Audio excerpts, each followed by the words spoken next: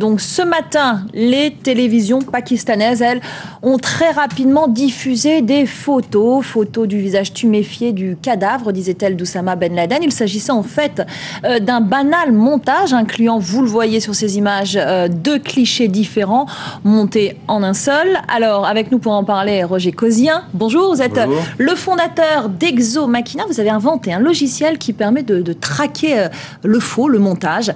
Il s'agit bien là... ce qu'ont diffusé donc les chaînes pakistanaises, il s'agit bien d'un montage?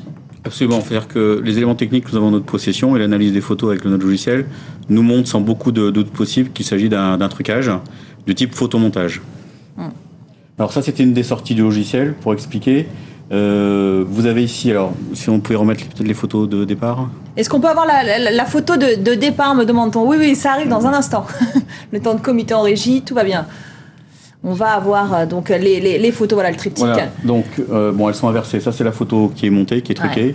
Et celle-là qui est supposée comme étant originale, celle de complètement à gauche. Donc nous, le logiciel, en fait, analyse les images selon différentes modalités. C'est peut-être un peu long à expliquer. Et si maintenant on peut remettre donc, le résultat, voilà. Donc ça, c'est la photo truquée, le résultat que donne le logiciel. Et on voit clairement apparaître deux zones, une zone sombre et une zone blanche. Ça nous dit très simplement que la partie blanche n'est pas raccord avec la partie noire. Alors que là, il y a une partie qui a été au minimum, ajoutée, enfin, dans un premier temps truquée. Ça peut être directement sur la photo, c'est-à-dire qu'on a fait un travail sélectif. Et on a d'autres éléments qui nous permettent de dire que cette partie a été rajoutée. Pourquoi? Alors là, vous voulez dire qu'à droite complètement, tout le blanc du visage, ça signifie que c'est truqué? Non, c'est le contraire. C'est que ça, c'est la photo de départ, en fait. La photo de Ben Laden qui est censée être originale. Vous voyez que tout le visage est blanc, justement. D'accord. Donc ça veut dire que le visage, il est raccord. Il n'y a pas de problème particulier. En revanche, sur la photo du cadavre, on voit bien deux zones, ce qu'on appelle le masque, qui correspond au haut du visage avec les yeux, qui elle est blanche, et le reste du visage qui est noir. Donc ça nous dit que ces deux parties-là ne sont pas raccords. Alors c'est d'un point de vue scientifique et mathématique. Et d'autres vues qui vont peut-être passer. Si on peut voir la suite. Ça arrive. Ça arrive, il faut un petit peu de temps quand même à mes amis en régie pour switcher les images. Ce qui est important de comprendre, c'est que nous, le logiciel, en fait, voilà, ça a l'air très bien. Ça, c'est la même chose en couleur. On s'en rend bien compte que non seulement il y a le masque, la partie haute, mais en fait, tout le fond de l'image, le décor, tout ça, en fait, est homogène et vient de la même photographie de départ.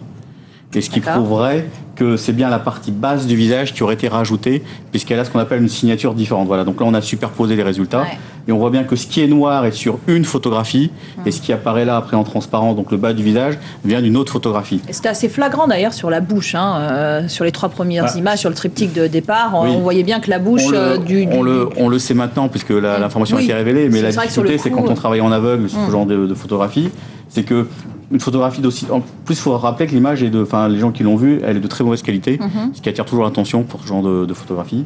Donc maintenant qu'on le sait, c'est simple à dire, mais le doute existe toujours, est assez présent quand on reçoit la photographie. Donc, qui a pu faire ça? Est-ce que n'importe qui, avec un petit logiciel Photoshop ou autre, peut faire ça ou je ne dirais pas petit logiciel par exemple de Photoshop, parce qu'il est quand même très puissant. Il est très grand, mais je veux dire, est-ce que chacun peut avoir accès? Est-ce que tout le monde a Photoshop chez soi? C'est ce que je voulais dire. Est-ce que n'importe qui peut faire ça? Si vous voulez, ce genre de photomontage n'est pas très compliqué à réaliser. Ce qui est beaucoup plus difficile à faire, c'est l'utilisation et le contexte d'utilisation de l'image. Voilà, par quel canal est-ce qu'on l'envoie, qui l'envoie, est-ce qu'il se fait repérer. Bon, alors voilà, maintenant qu'on a le montage complet, on se doute bien qu'il y a eu un trucage, mais je vous assure que quand on reçoit la photo, c'est très très compliqué de se prononcer sur une photo de mauvaise qualité. Bon. Qui a pu faire ça? Ça peut être n'importe qui au fond de sa cave ou de son bureau. Ça peut être un service, aussi bien un service d'État comme un service de presse, qui ayant besoin d'une illustration alors qu'ils n'en ont pas, puisque je ne pense pas que les forces américaines aient diffusé la moindre image à ce sujet, ayant besoin d'une image pour illustrer un sujet, l'ont fabriqué. Mais bon, là, c'est de la supputation. Mathieu